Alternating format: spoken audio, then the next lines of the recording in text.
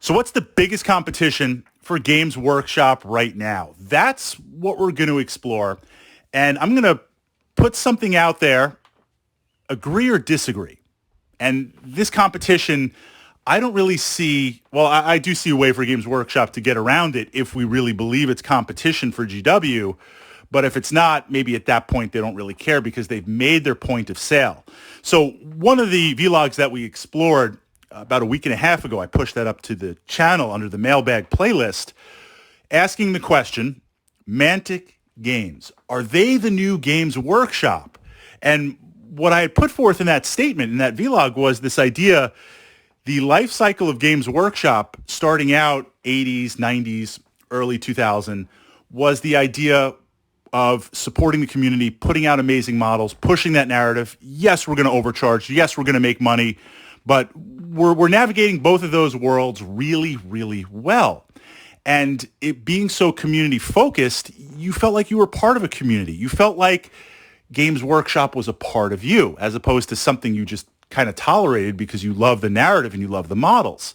Well, fast forward, Games Workshop is here where it is now. And I was asking the question saying, Mantic Games has that feeling of Games Workshop back in the 80s or 90s, where they care about the community. They're putting out their games, making the rules fun, getting you excited about the models and the miniatures. I mean, no system is perfect, but it also has that feeling with Mantic that, like, I could literally call up and speak to someone there that's passionate about the hobby and like have a conversation or meet them at a convention, and they're going to spend time with the fans and literally, like, who am I, right? They'll spend time with you. That's the feeling. So in asking this, now Games Workshop pushing forward, competition, I didn't put forth the perspective that Mantic is competition for Games Workshop, because just on, dollars to dollars, GW is crushing everything. There is no competition directly dollar-wise or whatever your currency is going to be. X-Wing miniatures could have been that. I think they lost that momentum. So in terms of competition, what I see is eBay. I see eBay being massive competition for GW. But here's the question. Is it really competition? So GW puts out Cursed City. GW puts out Blackstone Fortress. GW puts out some of these limited release pieces. And with Games Workshop taking FOMO, fear of missing out, to the highest level, if you miss the pre-order, you might not get it.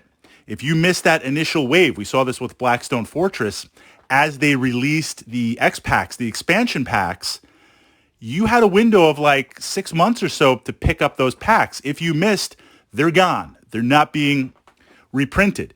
This is accelerated. It's not that bad with Age of Sigmar, well, maybe with Dominion, but in Warhammer 40K, 40,000, you see this with some of the limited release or special models. You're either in, or the box sets you're in, or you're out permanently.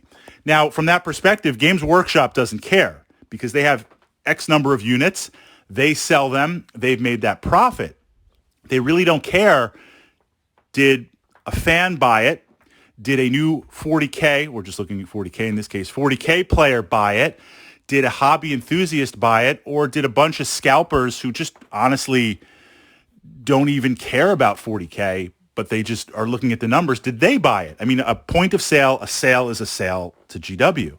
So from that perspective, what I see happening is we see more and more scalpers buying this stuff. I mean, I guess they've got some sort of automated rig or something IT-wise that certainly I don't know about, but they just seem to be able to obtain massive quantities of this. Is Games Workshop selling it directly?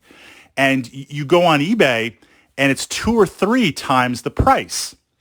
2 or 3 times the price. Is that fair? Is that not fair? I leave that up to the market to determine it. Now, I want to say, when I say scalpers, I don't want any misunderstanding. There's a big, big difference between someone that this could be any gaming system we're talking about, someone that enjoys the gaming system that they're playing.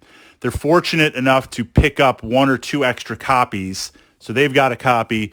Maybe they're going to pass a copy on to their friend, and then they're going to say, hey, this third copy I'm going to sell on eBay for 3 times the price because I'm going to take that cash and buy more hobby stuff. I mean, I understand that. I can see that perspective. I'm talking about someone that has no connection to the community, to the hobby, sees it as a commodity, buys 10 or 15 and sells them at that inflated price. That's capitalism. That's business. If they want to do that, right, I can understand that perspective. But I think Games Workshop is looking, and at some point they're going to say, how do we break this? Because we see this with Warhammer Plus, and we're going to get into that. This idea that, wait a second, we've got people essentially pushing our IP for free. YouTube creators making awesome videos. I personally don't know how they do it. They look absolutely fantastic. I love all of them. They're putting that stuff out there. I mean, I can imagine the hours that they're putting into that is crazy. It's absolutely crazy. So they're putting in all that time making this free advertising for Games Workshop. I'm watching it. I'm getting pumped for Space Marines. I'm buying more Space Marines. And Games Workshop is looking and saying, well, they're doing all the work, but we're not getting that cash. We're not getting that money right now. So let's essentially create our own YouTube and let's charge people $60 a year or $6 a month for it. So from that perspective, Games Workshop does look and say, we're missing out on a revenue stream. How do we control it? So I wonder, they're looking and saying, well, we sold Cursed City. We got the money up front, but now someone's selling Cursed City on eBay for 3 times the amount. How are we not getting that 3 times the amount of money? We need to get that. eBay is a competition. Here's what I possibly see. And maybe I'm like the prophet of Zinch here. If we kick it back to Kickstarter, we see this idea, Kickstarter limited edition, Kickstarter limited releases. And just, let's see, follow this logic for a moment, agree or disagree. Certain companies out there, if you didn't get in on the Kickstarter, you missed out on exclusives. Exclusive miniatures, exclusive expansions, whether you paid for them or they were free. And it was this balancing act where it's like, I'm going to give you my money up front for maybe 2 or 3 years, interest-free. You're going to take that money and deliver a game to me, but I'm going to get some extra toys that are not available anywhere else. And maybe you give out a few to conventions, but that's going to be the elite status. Or I can wait for retail and have the retail version, still a lot of fun to play, but if you're a completionist or you lack poor impulse control, you want those extra miniatures. You want those Kickstarter exclusives. That was the social contract. That was the understanding that, like, you get in now, you get that stuff. You don't, you wait. That's been broken. That's been blown up. Now, the time machine, the re-release, now printing. So from that perspective, I could see Games Workshop saying, and we're just using Cursed City as the big example because that's the current one out there. They sold Cursed City. It sold out. They made their money. Now you've got scalpers on eBay selling it for 3 times the price. What if Games Workshop said, hey, you know what? The demand for Cursed City was so amazing. And we got the presses cranking up again and we're printing out the plastic and stuff.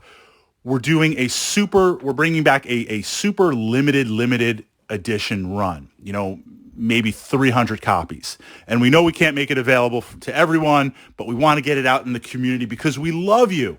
So we're not going to charge you $120 because this is such a limited release and we can only produce so many. We're going to sell it for $320 only through our web store. That's how I see it. Almost plan it where it's like, plan it out.